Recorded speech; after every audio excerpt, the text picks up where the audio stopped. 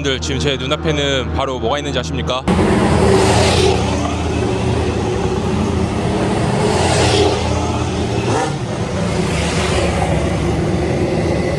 2010년대, 2000년대 초반대 F1이 달리는 것도 봤는데 오늘 행사 마지막 날에는 이렇게 지금 현재 가장 최근 F1을 뛰고 있는 페라리의 F1 카들도 볼 수가 있습니다. 지금 아마 F1에 타고 있는 선수는 알파로메오에서 뛰었던 안토니오 지오비나치 선수도 타고 있는 것 같습니다. 그 르망에서 페라리 차량을 타기도 했고 이탈리아 선수니까 F1 직관 가서도 이렇게 가까이서 볼 수가 없는데 페라리 쇼 기대가 되네요.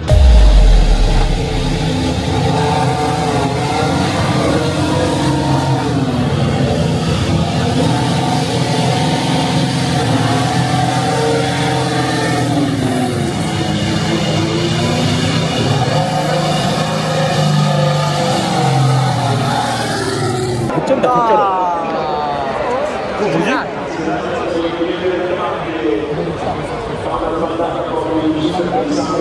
누가 미끄러워가지고 슬릭을 했나봐요. 갑자기 2대밖에 안 달려. 타이어가 안 데펴졌나? 바로 뒤에 오네요.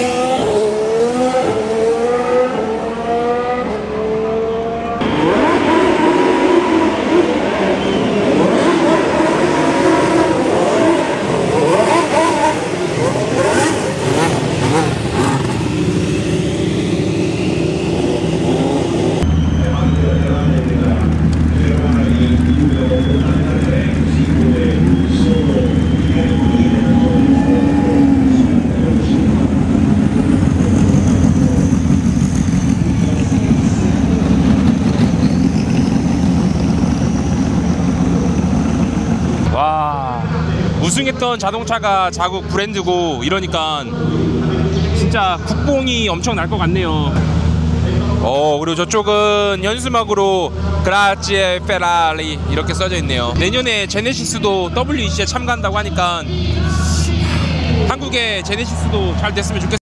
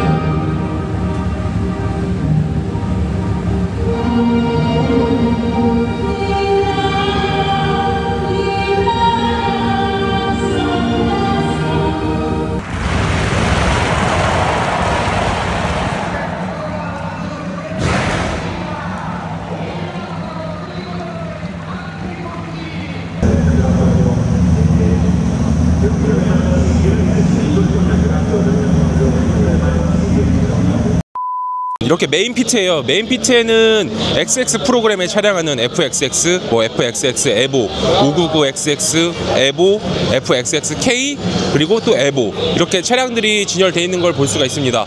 지금 이 차량은 딱 봐도 599로 만든 XX 차량 599XX인데 리어윙을 보면은 DRS가 적용되는 리어윙인 걸 알 수가 있죠. DRS가 적용된 자동차가 599XX 에보입니다. 프론트에 카나드도 이렇게 들어가 있는 걸 볼 수가 있습니다. 좀 더 공기역학적으로 페라리가 설계를 한 거죠. 599XX에서 에보로 더 진화를 할 때 말 그대로 에볼루지오네, 에보라는 말 그대로 한 단계 더 업그레이드된 느낌이 있네요. 이렇게 옆에 바로 599가 있으니까 바로 차이점을 알 수가 있겠네요. 이거는 599XX 네, 프론트에 카나드가 안 달려있고 리어윙도 이렇게 살짝 단촐한 느낌이죠. 확실히 DRS 이런 걸 떠나서 리어윙이 크게 들어가니까 스포츠 성향이 더 묻어나는 느낌입니다. 그리고 또 뒤편으로는 FXXK 차량들이 있네요. 와, 진짜 너무 멋있는데? FXXK는 이렇게 리어윙이 가운데가 없는 거를 알 수가 있습니다. 그리고 바로 뒤편에 보이시는 FXXK 에보는 이렇게 리어윙이 다르게 들어가 있죠. 또 몇 년이 흐르면서 페라리가 고객들의 피드백과 이런 거를 얻고서 더 공격학적으로 힘을 준 것을 볼 수가 있습니다. 이것도 역시나 FXXK 에보. 네, 프론트 립에도 써져 있죠. 그리고 에보니까 이렇게 앞에 카나드가 달려 있고 이 옆에 그냥 FXXK는 카나드가 안 달려 있습니다. 와, 실내를 보더라도 알칸타라는 뭐 기본이고 라페라리를 기반으로 만든 차지만 최대한 경량화를 위해서 뭐 불필요한 것들을 다 떼내고 주행에 최적화되어 있는 이렇게 딱 간단한 버튼들만 몇 개 들어가 있는 걸 볼 수가 있습니다. 여기도 은색 FXXK 에보 차량이 있고 이게 최초로 페라리에서 1000마력이 넘는 자동차가 되었다고 하더라고요. 800 몇 마력이 엔진에서 나오고 그다음 또 100 몇 마력이 배터리에서 나와가지고 그리고 또 좀만 더 가보면은 최초의 FXX라고 할 수가 있죠. XX 프로그램의 첫 실험 자동차가 된 FXX. 이 FXX 차량은 리어만 보더라도 뭔가 클래식한 페라리의 느낌이 확실히 묻어있죠. 이 FXX는 FXXK가 라페라리가 기반으로 돼서 탄생된 것처럼 FXX는 시대의 슈퍼카라고 볼 수 있는 엔초 페라리를 기반으로 만든 자동차거든요. 그래서 이렇게 프론트가 엔초 느낌이 많이 묻어납니다. 근데 이렇게 헤드램프가 조그맣게 들어간 거는 아마 중량 감소를 위해서 경량화를 위해서 이렇게 진행된 것 같습니다. 그리고 페라리가 XX 프로그램을 만든 가장 큰 이유 중에 하나는 이 차량 내부를 보시면은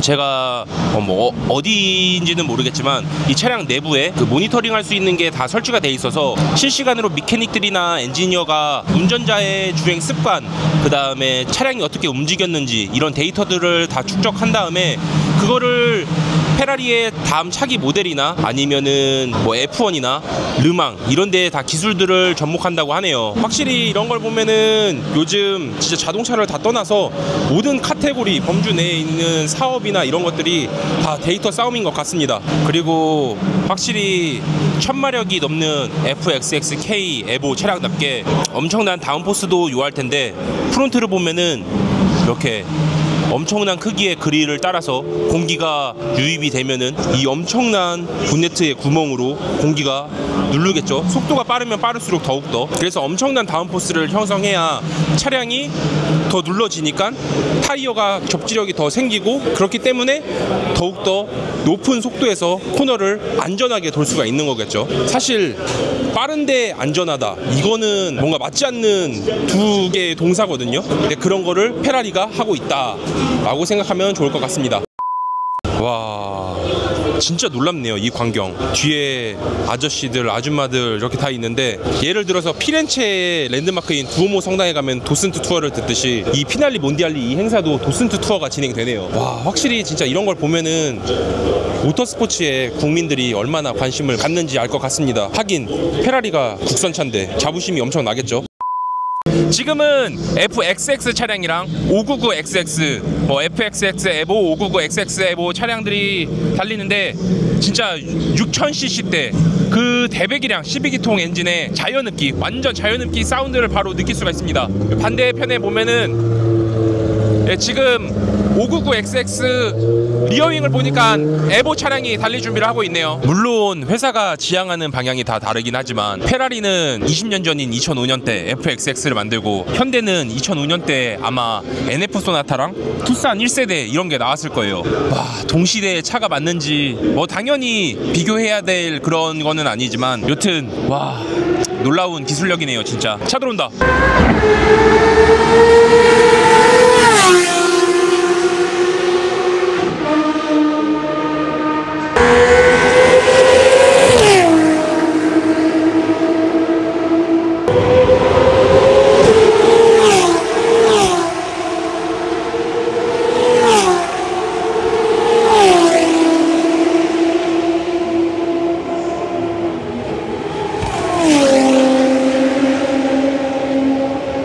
아니 무슨 차에서 악기 소리가 나냐? 아니 나팔 소리가 나요. 진짜 그 울림통 때문에 매니폴드가 머리에서 그려지는 것 같은 그런 느낌입니다. 페라리 왜 괜히 12기통의 명가라고 하는지 알겠네요.